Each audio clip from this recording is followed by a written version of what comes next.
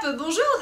Alors oui, j'ai un clap de cinéma aussi. Au début, je voulais faire mes intros avec ce nouveau clap que j'ai trouvé je sais plus où pour certainement un prix dérisoire. Et je l'utilise pas. C'est dommage, non? Est-ce que c'est dommage? Est-ce que vous préférez un clap bonjour parce que c'est drôle, ou est-ce qu'on s'en branle et qu'on abandonne cette idée? Je ne sais pas, à vous de me dire. Aujourd'hui on se retrouve pour une vidéo assez inespérée que je pensais n'allait jamais se faire ou n'allait jamais arriver finalement, puisqu'il s'agit de mon bureau Scrap Tour. Mon bureau est assez complexe, est assez petit finalement. Je n'ai que cet espace de stockage, oh là là terrible, je n'ai pas une scrap room entière ou une pièce entière pour me maquiller, bref.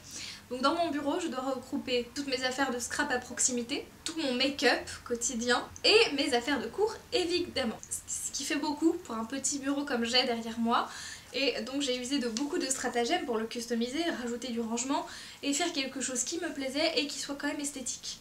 Donc on se retrouve dans cette vidéo où mon bureau et mon entièreté de scrap est enfin rangé, étiqueté, assez du moins pour que je puisse vous le présenter en vidéo. J'espère que ça va vous plaire, c'est parti. On commence avec une vue d'ensemble de mon bureau. Donc premièrement, vous avez le petit bureau Mic en bas avec une desserte sur le côté. J'ai également le dessus de bureau Mic de chez Ikea. Et pour le reste, notamment la colonne de droite, c'est un petit meuble que j'ai créé moi-même. Donc dans la partie bureau en soi, tout est assez étiqueté en général. C'est pas le coin que j'utilise le plus souvent, donc c'est pas ce qui est le plus pratique. Vous avez une panière au fond, mes baguettes Harry Potter. Ensuite vous avez des pompons, mon lecteur CD, une petite boîte à compartiments. Et enfin vous avez donc mes vieux textes d'adolescente et un compartiment de chez Bouchara avec tous les washi tape. Sur toute la porte qui est décorée, vous avez donc à chaque niveau les étiquettes correspondantes. Ensuite on passe au tiroir du dessus qui est dédié à la papeterie, donc vous avez beaucoup de post-it, tout ce qui est scotch, des petites choses que je garde à portée de main, mais aussi tout ce qui est important. Porte-carte, ma carte SNCF, ma carte électorale, ce genre de choses. Le tiroir du milieu c'est pour le maquillage. Et de l'autre côté vous avez donc tout ce qui est stylo, donc vraiment très utile avec les gommes, les règles métalliques et les compas. Ensuite on a du multimédia, du coup avec des câbles, des adaptateurs, des coques iPhone. Et ensuite j'ai du coup un tiroir dédié université avec des classeurs de cours actuels, ma trousse et ma trousse à dissection. Ensuite on a le plan de travail avec du coup mon ordinateur, une bougie et vous avez en fond du coup le tableau blanc. Il y a également un petit meuble d'angle comme ceci qui est blanc que j'ai peint et fait moi-même. Vous avez mes deux pots à crayon et pinceau make-up et vous avez un petit pendule qui traîne. J'ai également un petit interrupteur qui gère la guirlande qui fait le cadre du dessus de bureau qui peut être très pratique. Quand il y a des piles chargées, malheureusement c'est pas trop le cas. Ensuite on passe à la colonne de gauche. Sur le dessus de bureau, vous avez des grands tiroirs que j'ai fait moi-même, que j'ai rajouté sur le dessus de bureau Ikea.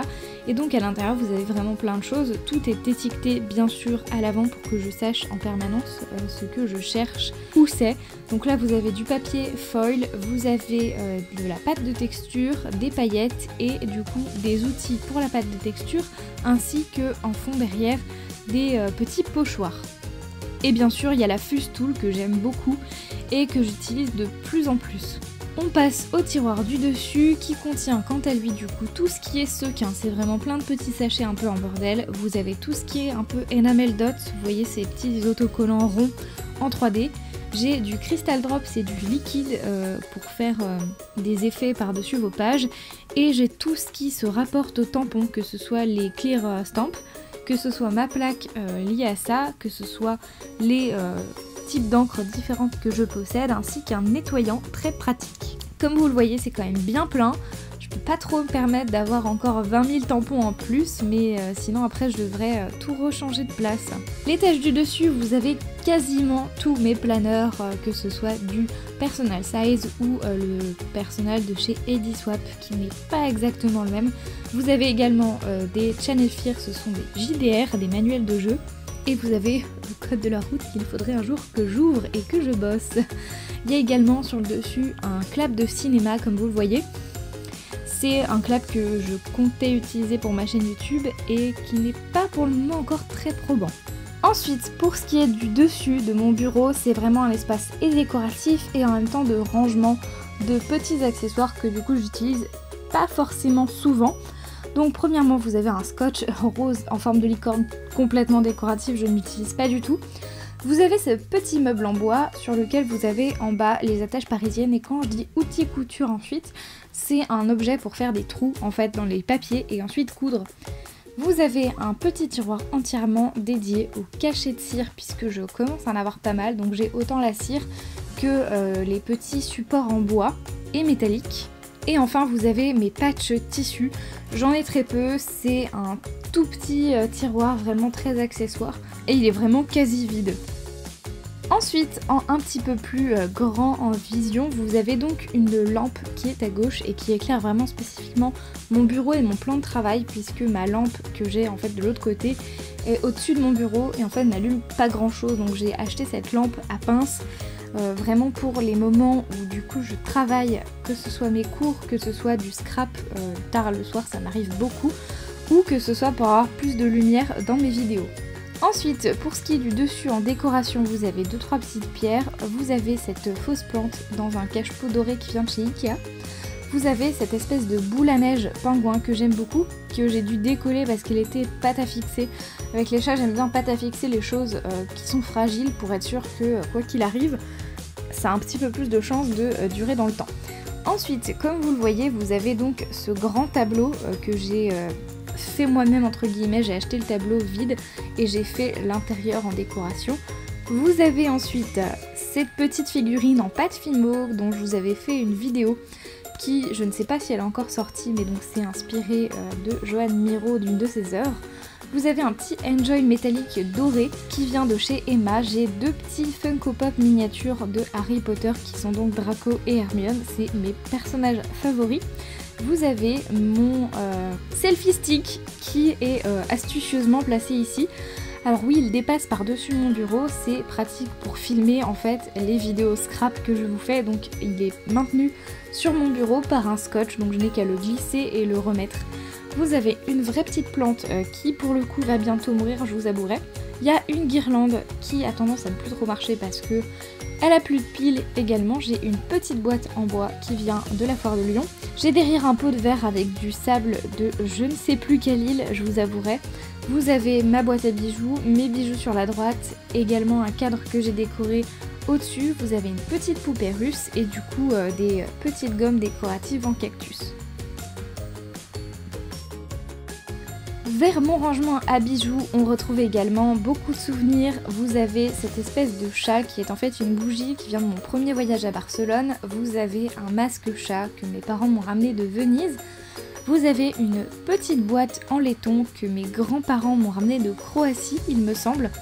Vous avez également encore des bijoux sur la bibliothèque à côté.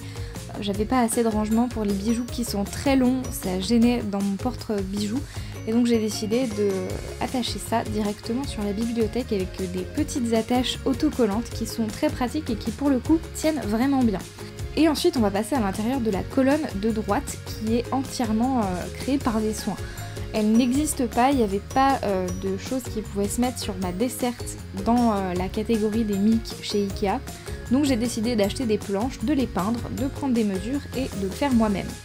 Donc vous avez tout en haut des lunettes de rechange qui sont mes anciennes lunettes, vous avez ma perforatrice, des livres de cours, ainsi que la fameuse fusée en Fimo que j'avais faite sur un tutoriel de Win H8 il me semble. Derrière vous avez une petite boîte transparente en laiton et un mini cube. Ensuite on passe à un petit rayonnage de livres, c'est essentiellement mes livres favoris ou mes livres à lire, voilà c'est un mix des deux. Vous avez les Harry Potter, vous avez toute la saga Uglies de Scott Westerfeld dont je tire mon pseudo YouTube en partie, et vous avez Little Moments of Love de Katana Comics, ainsi que 2 petits objets décoratifs, un pingouin qui vient de mon premier voyage à Barcelone et une sorte de tour qui est en fait une réplique du toit du Palais Güell.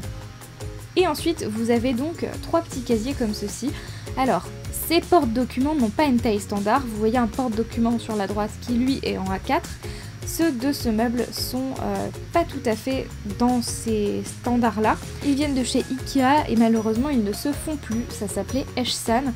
c'était très pratique. Donc premièrement à gauche vous avez mon livre de JDR, un planeur A5 qui n'est pas encore utilisé, mon livre de cuisine dont je vous ai fait une vidéo. Ensuite vous avez un bloc entier sur les blocs de papier que je peux avoir en collection et vous avez un dernier bloc sur tous mes embellissements. J'en ai vraiment beaucoup, j'ai du mal à les trier et les ranger correctement, donc je les ai mis là-dedans dans des pochettes et des petites boîtes plastiques. Et enfin on a donc ce dernier porte-document à côté de mon objet de décoration rose et jaune, voilà je sais même plus d'où il vient, et dedans il y a tous les papiers divers, que ce soit papier noir, papier pastel, papier aquarelle, etc., papier texturisé, et vous avez aussi une petite boîte fétiche où je conserve des marrons. En dessous il y a une petite astuce rangement en fait où il y a tous les blocs de papier, notamment le dernier de chez Pebbles que je n'ai pas de place pour le ranger.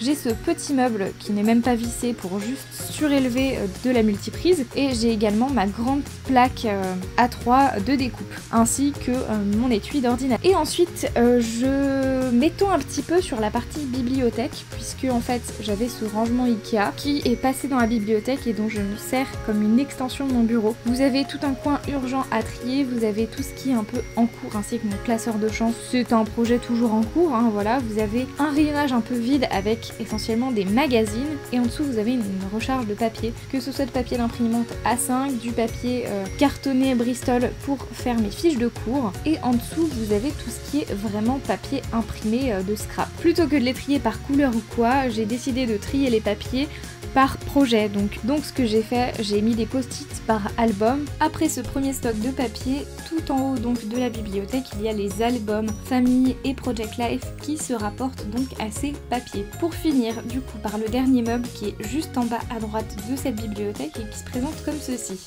qui est un rangement spécifique scrap.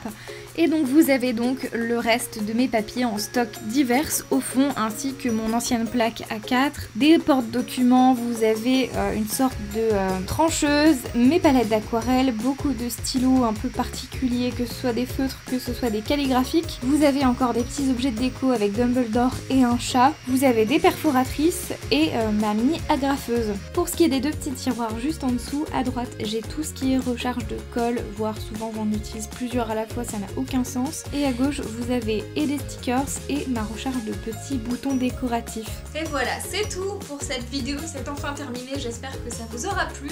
À très vite, ciao ciao.